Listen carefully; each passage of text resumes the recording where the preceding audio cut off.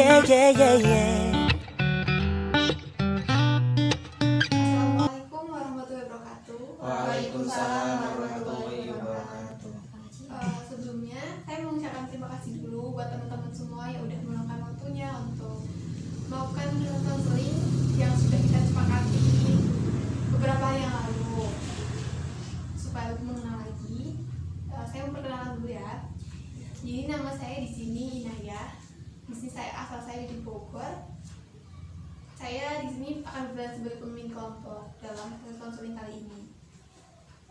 Setelah saya, sekarang kalian semua kenalan ya, mulai dari mbaknya. Saya Lina dari Jakarta, seorang mahasiswa. Umurnya berapa mbak? Umur saya 17 tahun. 17. Sekarang mbaknya. Perkenalkan, nama saya Dini, asal saya dari Bandung. Umur saya 18 tahun, pekerjaan saya seorang mahasiswa. Sekarang mas. Nama saya Sandi, asalnya dari Kendal, umurnya 20 tahun, pekerjaan mahasiswa. Sebelumnya saya mau bertanya dulu ya buat teman-teman semua. Ini kan kita mau melakukan proses konseling kelompok. Apakah dari teman-teman semua udah ada yang pernah melaksanakan proses konseling kelompok? Belum. Kalau misal pengertiannya udah tahu belum? Saya belum sih, Bu. Kalau semisal belum pada tahu, saya jelaskan sekilas dulu ya tentang konseling kelompok itu gimana. Jadi, proses konseling kelompok itu adalah proses pemberian bantuan kepada sekelompok klien dengan cara nantinya kita membentuk forum seperti ini yang sedang kita lakukan saat ini. Nanti masing-masing klien itu mengungkapkan masalahnya dan ditentukan dulu masalah mana sih yang akan dibahas dulu. Nanti kita bahas bersama dalam penyelesaiannya. Jadi nanti anggota kelompok itu saling memberikan pendapat, saran kepada masalah yang sedang dihadapi. Jadi nanti dalam penyelesaian masalahnya itu bukan saya yang menyelesaikan, tapi kita kesepakatan bersama, kayak diskusi gitu. Apakah bisa dipahami teman-teman? Bisa. Jadi ini, dalam sebuah konseling kelompok itu bukan hanya konseling kelompok aja sih sebenarnya. Dalam setiap proses konseling itu pasti ada asas-asasnya teman-teman. Dan dalam konseling kelompok itu ada beberapa asas kan. Salah satu di antaranya itu ada asas kerahasiaan sama kesukarelaan. Jadi di sini asas kerahasiaan itu setiap masalah yang diungkapkan, dikemukakan, nanti akan dijaga kerahasiaannya. Jadi mbak sama mas nggak usah khawatir kalau misalnya nanti masalahnya kesebar. Nah, di sini kita menjaga asas kerahasiaan itu sendiri. Untuk asas kesukarelaan, jadi teman-teman bisa diharapkan dengan sukarela mengungkapkan permasalahan yang sedang dihadapi kepada tiap anggota kelompok yang ada gitu. Jadi nanti bisa mengungkapkan dengan sukarela apa sih yang sedang dirasakan gitu. Apakah bisa dipahami teman-teman semua? Bisa insyaallah. Oke, sebelum kita beralih ke tahap berikutnya ya. Jadi di sini saya akan mengadakan sedikit ice breaking. Itu dengan cara mengetes konsentrasi teman-teman semua biar nanti bisa lebih akrab lagi juga kan. Mengetes konsentrasinya gini, Mas Andi ya, coba tadi ini namanya siapa? Mbak Lina Asalnya dari Jakarta. Jakarta. Kalau Mbak Dini tadi dia umurnya berapa? 20 tahun. Bener nggak mas? Iya. Bener. Oke, kalau gitu tadi udah mengecek konsentrasi sebentar ya. Sekarang kita sebelum lanjut ke tahap inti, saya tanya dulu buat mas sama mbak-mbaknya, udah siap belum untuk melaksanakan proses konseling ini? Siap, insya Allah. Siap ya. Kalau gitu ini kita masuk ke tahap inti. Jadi tahap inti dalam proses konseling kelompok nanti saya akan meminta buat teman-teman semua menceritakan permasalahan yang dialami. Nanti kita tentukan itu permasalahan siapa sih yang akan dibahas. Nanti teman-teman semua bisa saling memberi saran atau pendapat gitu. Biar nanti yang punya masalah itu bisa mendapatkan solusi lah gitu. Jadi langsung mulai aja ya dari masnya. Masalahnya gimana? Masalah saya itu, ibu diri saya itu bingung antara memanage waktu antara untuk organisasi, untuk belajar, sama buat waktu untuk mengerjakan tugas sama kuliah. Oke. Lalu untuk mbaknya gimana?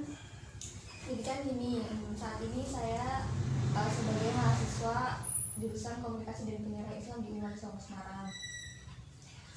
Padahal sebenarnya saya itu pengen masuk jurusan ilmu komunikasi di Udinus. tapi orang tua saya kayak nggak ngerestuin saya gitu loh kalau misalnya saya masuk ilkom yang di Unibus, karena orang tua saya itu pengennya saya tetap dapat pelajaran agama. Nah sedangkan untuk yang di Semarang itu cuma ada di UIN, nggak cuma ada di UIN sih, kayak orang tua saya itu merekomendasikan ya udah sih di UIN aja kayak gitu. Nah kemudian saya ngikut perintah orang tua kan, akhirnya saya daftar di UIN dan alhamdulillah keterima. Tapi makin kesini tuh saya kayak ngerasa gimana ya, kayak padahal aku tuh sebenarnya pengennya tuh nggak di sini, padahal aku sebenarnya pengennya tuh di ilkom yang di Udinus gitu. Jadi kayak ngerasa males-malesan juga waktu kuliah gitu. Oh jadi intinya mbak tuh kayak Ngerasa salah jurusan gitu ya? Salah jurusan, salah Sama kampus. kampus juga.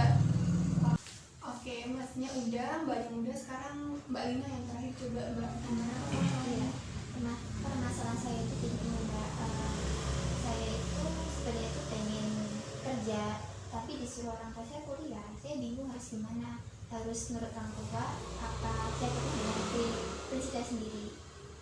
Jadi mbak itu ya, kayak kurang serg gitu jadinya ya, kuliah Iya. karena pengen kerja. Betul. Oke, karena ini udah saling memahami masalahnya masing-masing, kita sepakati dulu ya mas, mbak. Untuk masalah apa sih yang bakal kita bahas dulu, lihat mungkin dari lebih darurat atau gimana gitu.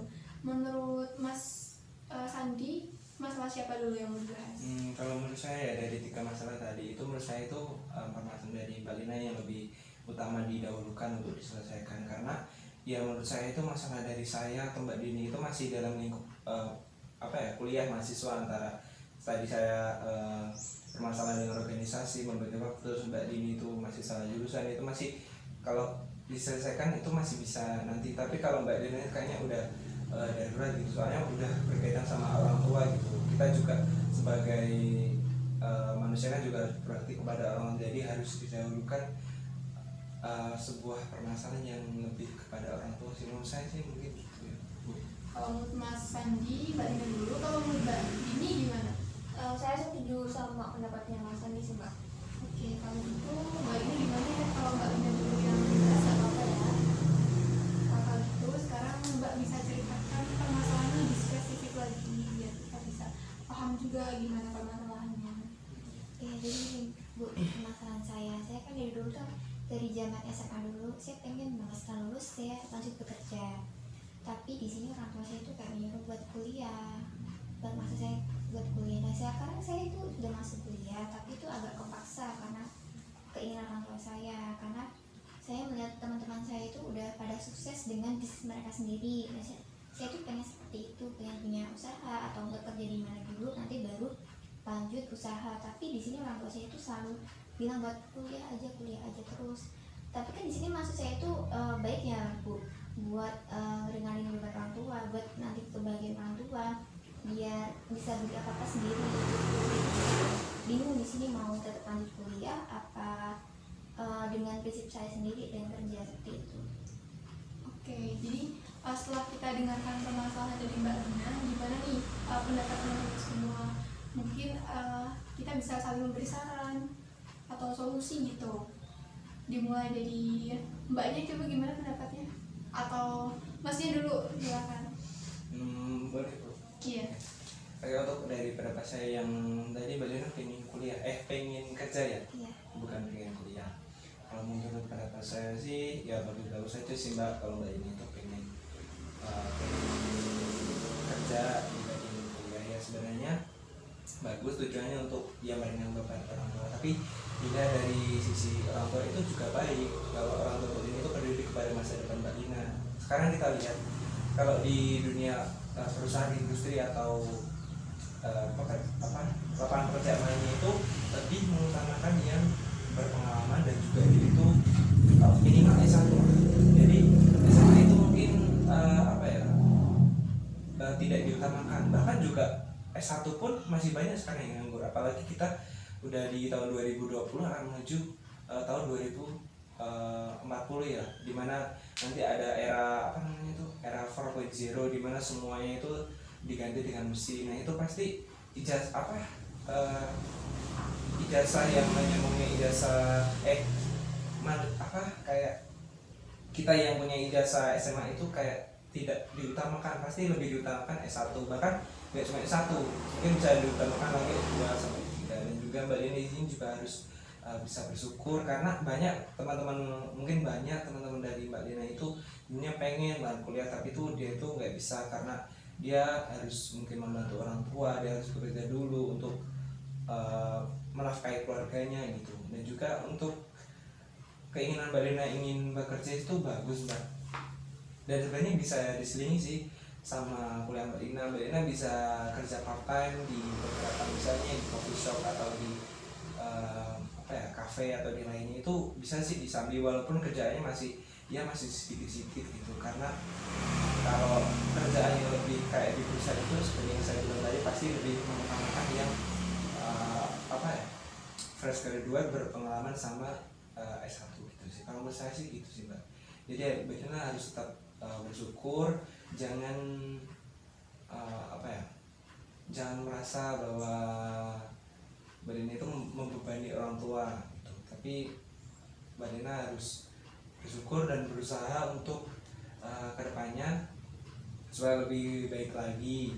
Dan saya tahu bahwa kesuksesan itu tiap orang itu mempunyai kesuksesan masing-masing gitu. Ya ibarat bunga itu akan mekar pada waktu yang tepat gitu. Mungkin itu sih dari saya. Terima kasih. Terima kasih buat Mas Andi ya sarannya. Kalau dari Mbak Dini sendiri gimana solusinya Mbak Dina? Saya setuju sama pendapatnya Mas Andi sih. Jadi kalau mungkin nanti pekerjaan yang sebelumnya Mbak Dina pengen itu mungkin nggak sesuai sama jurusannya Mbak Dina sekarang. Tapi kalau misalnya kita belajar kan insya Allah nanti ilmunya juga bermanfaat gitu.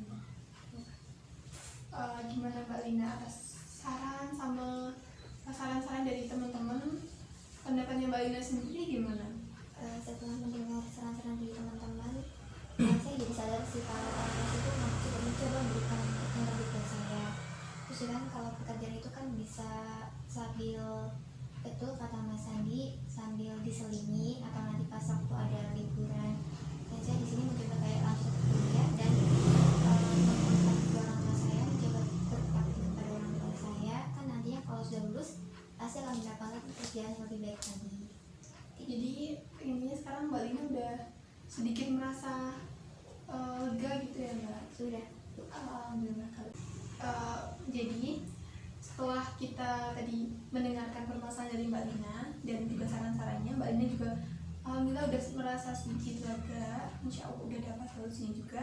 Sekarang untuk kita konseling ini, sekarang saya akan menyimpulkan ya dari awal sampai tadi. Jadi pertama, kita tadi membahas masalahnya Mbak Lina tentang bingung antara dulu tuh pengen kerja tapi orang tua pengennya Mbak Lina kuliah. Dan setelah tadi dibahas, diceritakan permasalahan sedikit lebih spesifik, ditemukan beberapa pendapat dari teman-teman, ada dari Mas Andi itu ya kuliah itu bagus-bagus aja, harus tetap lanjut dan juga harus merasa bersyukur gitu. Dan kalau misalnya Mbak Lina itu masih pengen tetap kerja, nanti bisa diselingi juga kayak part-time, mungkin bekerja intinya menyelingi antara bekerja sama kuliah gitu.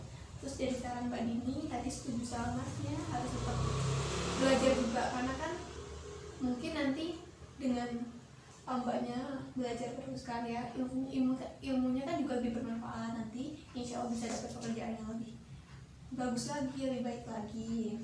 Kita sekarang bisa akhiri sesi kita sesuai kesepakatan sebelumnya, karena konsul kita akan dilaksanakan cuma 15 menit. Jadi untuk permasalahan dari Mas Andi sama Mbak Dini kita bisa selesaikan di lain waktu dengan kita memutuskan jadwalnya lagi kapan. Untuk itu saya sebagai pemimpin kelompok meminta maaf dan juga mengucapkan terima kasih buat Mbak Dini tadi udah mengetahui masalahnya, Mbak Dini sama Mas Andi tadi juga udah suka mengetahui masalahnya. Kurang lebihnya mohon maaf. Wassalamualaikum warahmatullahi wabarakatuh. Waalaikumsalam warahmatullahi wabarakatuh. Oh yeah yeah 시간 기면 기다렸던 주니까 괜히 너 올 테니 늦잠 자고 나서 이따 2시 거기서 우리 다시 만나자